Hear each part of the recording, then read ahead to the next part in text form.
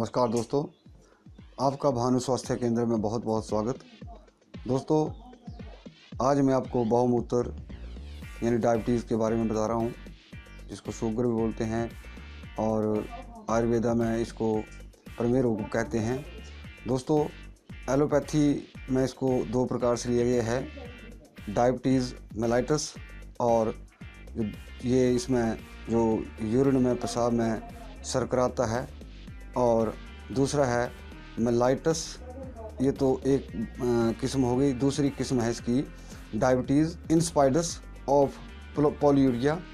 दोस्तों, इसमें शर्करा नहीं होता है यूरिन में, और इसमें फास्फेट्स और यूरेटस अधिक मात्रा में होते हैं।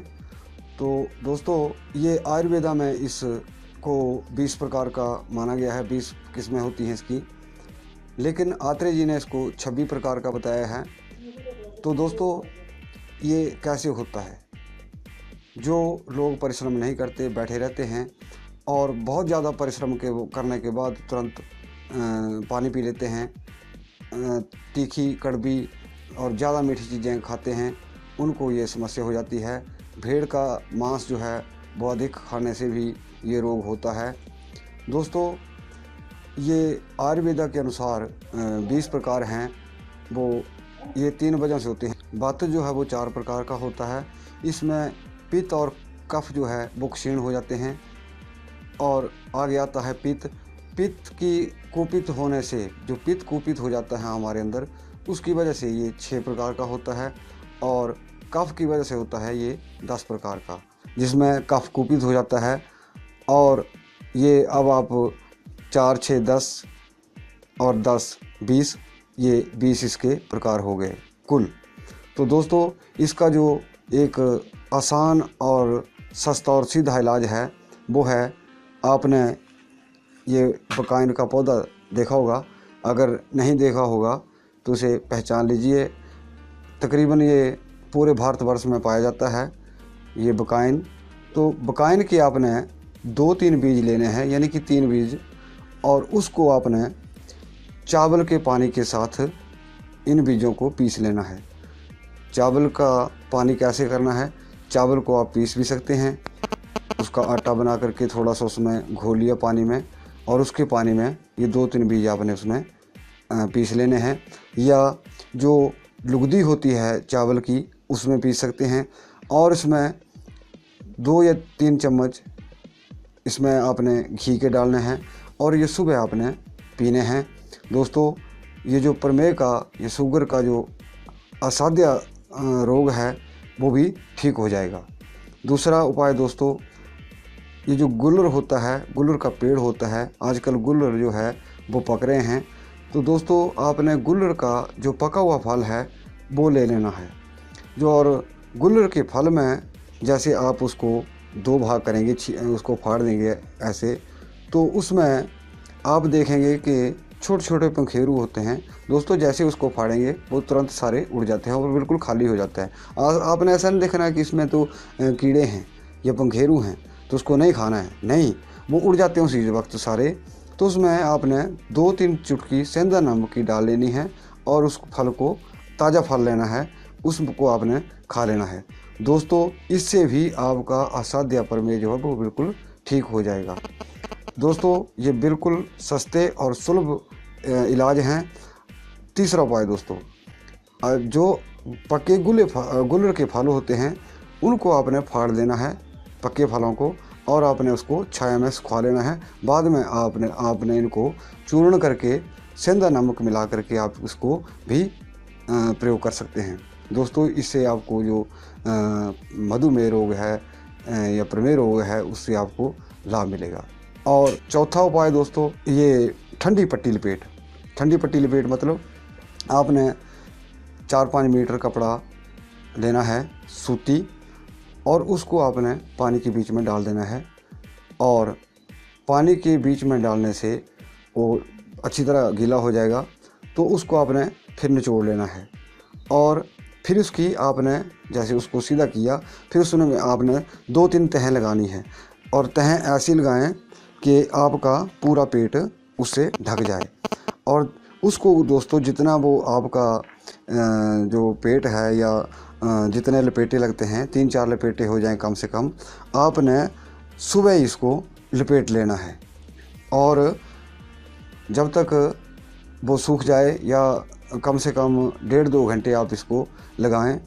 दोस्तों ये ठंडी पट्टी लपेट जो है दोस्तों, इससे आपकी जो किडनी है या पेट का कोई भी रोग है और जो पैनक्रियाज होता है दोस्तों, जो बॉडी में शुगर का तालमेल रखता है, वो उस पैनक्रियाज को, जिसको अग्नाशय बोलते हैं, अग्नाशय को एक्टिवेट करेगा।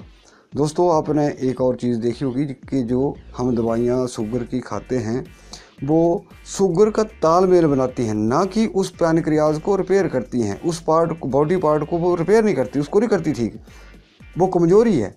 लेकिन सिर्फ शुगर को, जो शुगर बढ़ी हुई है हमारी बॉडी में, उसको एक लेवल देती है, उसको मतलब उस लेवल तक रखती है, और लेकिन उस पार्ट को रिपेयर नहीं करती। दोस्तों जब ये पार्ट आपका रिपेयर होने लग जाएगा तो आपका जो शुगर लेवल है वो स्वतः ही ठीक आना शुरू हो जाएगा। दवाइयाँ आप खाएं और जब तक आपके जो शुगर लेवल है वो ठीक नहीं आता है, आप इसको भी करते रहें और दवाई भी खाते रहें, साथ साथ में आप चेक भी करवा सकते हैं। तो दोस्तों इससे जो आपका जितना भी पेट है वो, या पेशाब में जलन है, कुछ भी है पेट में, आप इससे लीवर में गर्मी है, यानी कि बहुत सारी जो पेट बीमारियों का एक घर माना जाता है, तो दोस्तों यहीं से बीमारियां शुरू होती हैं। ये आपको बहुत सारी राहत देगा। और चौथा दोस्तों, मिट्टी को आपने क्या करना है, एक गिल्टी मिट्टी लेनी है आपने, उसको आपने पानी छिड़क दें उसके ऊपर। जब वो गीली हो जाए तो किसी लकड़ी से उसको, हाथ से नहीं गूंथना, लकड़ी से उसको गूंथ लें, और गूंथने के बाद आपने उसको एक पहले प्लेट ले लें, प्लेट के ऊपर एक सूती कपड़ा बिछा लें, उसके ऊपर जितनी मक्की की रोटी होती है मोटी, कम से कम इतनी मोटी रोटी हो जाए, मतलब प्लेट के ऊपर उसको ऐसे बिछा दें, बिल्कुल प्लेन हो जाए, और उसको आपने उल्टा कर देना है। जैसे प्लेट है आपकी, जैसे माना सपोज ये प्लेट है, इसके ऊपर आपने रोटी बनाई है, इसको आपने यहाँ से लगा दिया ऊपर, और इतना बड़ी प्लेट हो कि आपका पूरा पेट जो है वो कवर आ जाए। दोस्तों अब एक और चीज़ इसमें मिट्टी में विशेष ध्यान रखनी पड़ती है कि जो नाभि हमारा, जिसको हम सोलर प्लेक्सिस बोलते हैं, वो उतनी जगह से पेशेंट को पता होता है कि मेरी नाभि यहाँ है, तो पेशेंट को आप बोल सकते हैं कि अपनी नाभि से इसको मिट्टी को हटा दीजिए, और ताकि नाभि वाला स्थान जो है वो खुला रहे। दोस्तों इस मिट्टी को आप कम से कम आधा घंटा या 1 घंटे तक रखें। दोस्तों जितने भी आपके अंदर टॉक्सिन हैं वो बाहर निकल जाते हैं। दोस्तों आपकी जितनी भी बॉडी ऑर्गन हैं पेट के, वो आपके सक्रिय हो जाएंगे, एक्टिवेट हो जाएंगे। और दोस्तों ये जो शुगर वाले पेशेंट होते हैं दोस्तों, इनमें कब्ज़ की बहुत ज़्यादा समस्या रहती है। तो अगर ऐसे मरीजों को कब्ज़ का बार बार सामना करना पड़े तो दोस्तों आपने कब्ज़ की दवाई नहीं लेनी है। तो ये तो ठंडी मिट्टी बताई मैंने। हफ्ते में आप जो एक बार गर्म मिट्टी का प्रयोग करें, यानी कि उसमें आपने ठंडा पानी डालना है, मिट्टी में गर्म पानी डालें। हफ्ते में अगर कब्ज़ रहती है तो हफ्ते में एक बार वो वैसे प्रोसेस, प्लेट के ऊपर मिट्टी, गीली मिट्टी, लेकिन वो गर्म होगी क्योंकि उसमें हमने गर्म पानी डाला होता है, और गर्म पानी को उस गर्म मिट्टी को लगा दिया, नाभि वाला स्थान खाली छोड़ दें, खाली कर लें। तो दोस्तों इस चीज़ से आपका जो वो शुगर है वो हमेशा के लिए छूट जाएगा। और दोस्तों एक और चीज़ कर सकते हैं आप, ये जो आपने खरबे देखे होंगे, जैसे मिट्टी के खरबे बने होते हैं पैरों को रगड़ने के लिए, तो आपने क्या करना है कि जो आपका दायां हाथ है, इससे आपने वो खरबा लेना है और बाएं हाथ पैर के आपने तलबे को इसको रगड़ना है।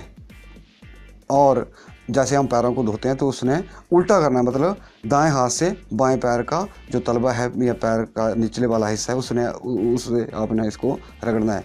और जो बायां हाथ है, उस बाएं हाथ से आपने जो दायां पैर है उसको खरबे से, जो मिट्टी का खरबा होता है जिसमें छेद होते हैं, उससे आपने इसको रगड़ना है। ऐसा रगड़ना है कि चमड़ी छील जाए आपकी।